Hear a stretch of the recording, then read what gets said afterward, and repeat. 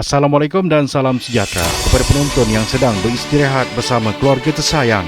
Bertemu kembali dalam program Lensa Global yang akan membawakan anda perkembangan semasa dan terkini yang berlaku di seluruh pelosok dunia.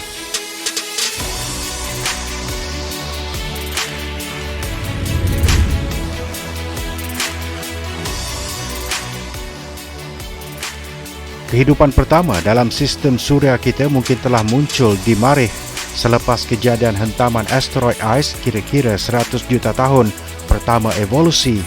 Penyelidik dari Universiti Copenhagen percaya bahawa kira-kira 4.5 bilion tahun dahulu terdapat air yang mencukupi untuk seluruh planet Marikh yang diliputi lautan.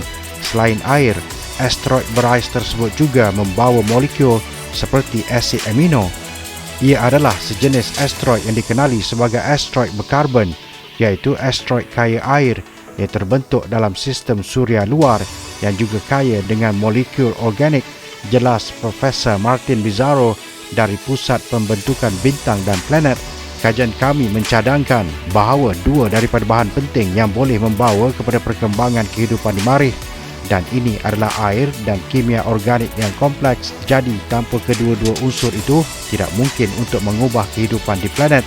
Para saintis mengkaji serpihan meteorit kerak Marikh yang ditemui di bumi hasil asteroid atau komet yang terhempas ke Marikh dengan begitu kuat sehingga batu dan serpihan lain bertebaran ke angkasa lepas berbilion tahun lalu sehingga akhirnya mendarat di bumi. Bizzarro menjelaskan bahawa selepas tempoh itu terdapat pelanggaran gregasi antara bumi dan satu lagi planet bersaiz Marikh yang membentuk sistem bumi dan bulan kita, dan pada masa yang sama menghapuskan potensi kehidupan di bumi. Dia percaya ini adalah bukti kukuh yang membawa kemunculan kehidupan di Marikh sebelum bumi. Marikh jauh lebih kecil daripada bumi dan tidak mempunyai plak tektonik yang sama yang sentiasa bergerak dan dikitar semula di pedalaman bumi, memadamkan semua bukti tentang apa yang berlaku dalam 500 juta tahun pertama sejarah planet kita. Menurut NASA, fungsi kajian itu adalah untuk mengumpul dan menyimpan sampel di Marikh. Misi tanpa pemandu pada masa depan akan mendarat berhampiran atau di kawah jazirah, membawa roket kecil yang mana sampel yang dikumpulkan akan dimuatkan sebelum kembali ke bumi.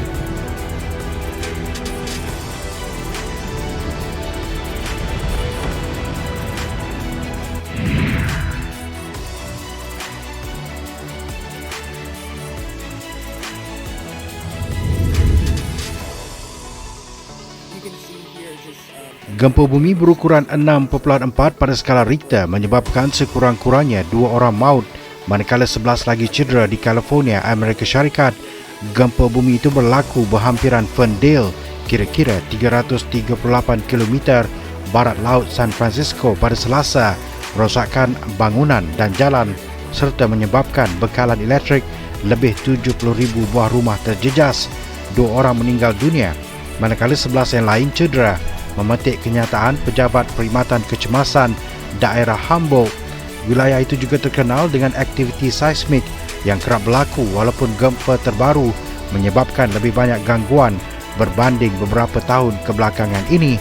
Menurut Jabatan Perhutanan dan Perlindungan Kebakaran California atau CAL FIRE, gegaran tersebut menyebabkan satu kebakaran struktur yang berjaya dipadamkan selain 2 bangunan lain runtuh. Jurucakap Jabatan Tran Bea berkata pihaknya menerima 70 panggilan kecemasan selepas berlaku gegaran, termasuk satu laporan berhubung seorang individu yang terperangkap dan perlu diselamatkan. Perincian mengenai mangsa membabitkan gempa masih belum diperoleh, namun seorang mangsa yang terselamat adalah kanak-kanak yang mengalami kecederaan di kepala dan seorang warga emas yang patah di bahagian pinggul. Polis menutup jambatan menyeberangi Eel River ke Ferndale, sebuah bandar yang terkenal dengan kedai dan kediaman zaman Victoria selepas berlaku 4 keretakan besar. Pihak berkuasa melaporkan sekurang-kurangnya 4 jalan lain di daerah Hamburg ditutup akibat kerosakan gempa bumi dan kemungkinan saluran gas pecah sedang disiasat.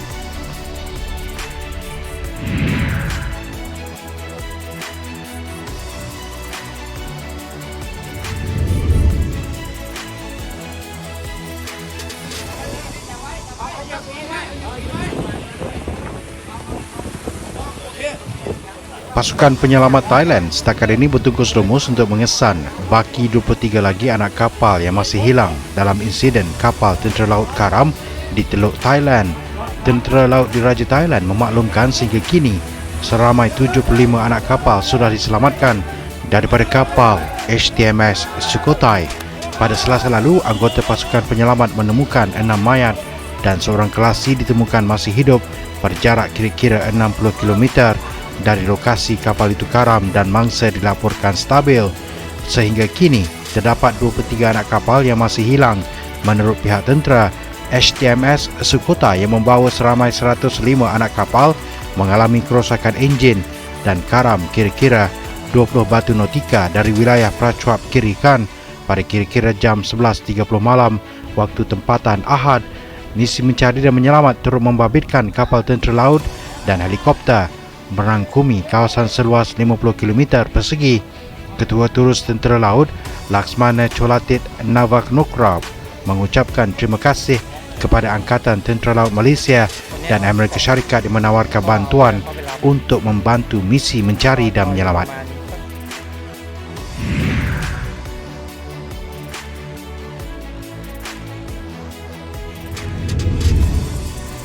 Semua 33 suspek militan yang merampas sebuah balai polis di Pakistan hujung minggu lalu ditembak mati oleh anggota pasukan khas tentera yang turut membebaskan semua tebusan, kata Menteri Pertahanan Khawaja Muhammad Asif. Pengganas terbabit yang disyaki menganggotai beberapa kumpulan militan termasuk Tehrik-i-Taliban Pakistan atau TTP berjaya menumpaskan warden penjara dan merampas senjata mereka pada Ahad lalu. Semua tebusan dibebaskan. Antara 10 hingga 15 anggota pasukan khas SGG termasuk seorang pegawai cedera manakala 2 mati syahid, katanya kepada Parlimen. Pasukan khas tentera menyerbu balai polis sekitar tengah hari apabila anggota militan bergaduh sesama sendiri mengenai bagaimana mahu menguruskan tebusan mereka, kata seorang saksi yang turut melaporkan bunyi letupan dan tembakan. Suspek militan berkenaan yang ditahan kerana disyaki terbabit dalam keganasan menuntut laluan selamat untuk ke Afghanistan sebagai ganjaran bagi membebaskan tebusan.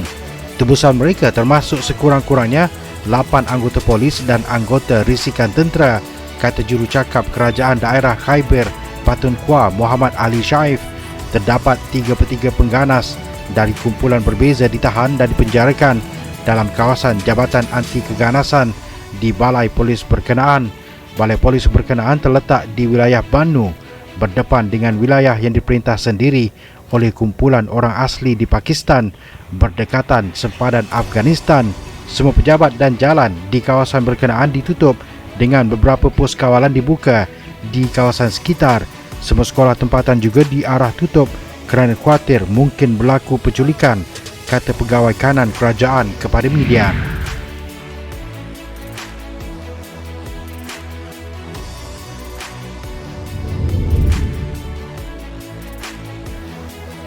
Mahkamah Agung Nepal pada Rabu memerintahkan pembebasan pembunuh bersiri Charles Sobhraj, warga Perancis yang dikenali sebagai The Serpent kerana usianya.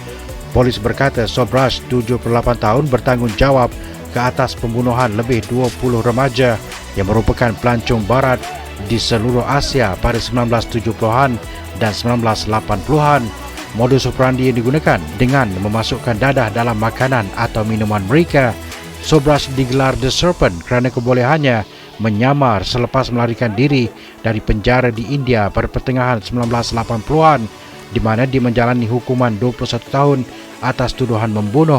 Dia kemudiannya ditangkap dan penjarakan di sana sehingga 1997. Sobhraj kembali ke Perancis selepas dibebaskan dari India dan pada 2003 telah ditangkap di sebuah kasino di ibu negara Nepal, Kathmandu. Dia kemudian didakwa di sana kerana membunuh pengembara Amerika Connie Jo Bronzik. Dia juga telah ditahan di penjara keselamatan tertinggi di Kathmandu sejak 2003. Pada tahun 2021, BBC dan Netflix bersama-sama menerbitkan siri TV iaitu The Serpent.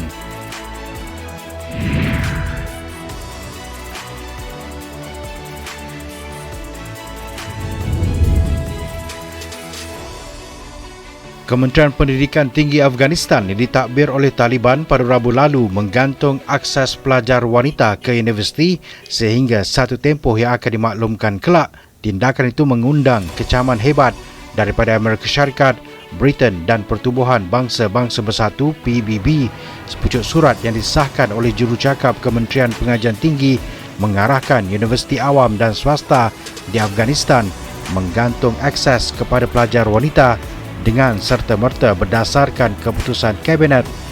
Pengumuman oleh pentadbiran Taliban yang belum diiktiraf di peringkat antarabangsa dibuat ketika Majlis Keselamatan PBB bertemu di New York bagi membincangkan mengenai Afghanistan.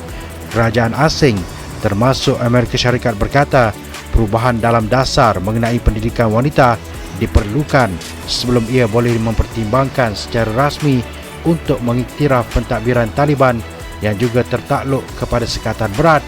Timbalan Duta Besar Amerika Syarikat Robert Wood berkata Taliban tidak boleh berharap untuk menjadi ahli yang sah dalam masyarakat antarabangsa sehingga mereka menghormati hak semua warga Afghanistan, terutama hak asasi manusia dan kebebasan asasi wanita serta kanak-kanak perempuan. Pada Mac lalu, Taliban menerima kritikan daripada banyak kerajaan asing dan beberapa warga Afghanistan kerana membuat pusingan berhubung pembukaan sekolah menengah wanita. Jurucakap PBB Stephanie Dujarric berkata tindakan itu adalah jelas satu lagi janji dimungkiri oleh Taliban. Ini adalah langkah yang sangat membimbangkan dan sukar untuk bayangkan bagaimana sebuah negara boleh membangun dan menangani semua cabaran yang dihadapinya tanpa penyertaan aktif dan pendidikan wanita, katanya.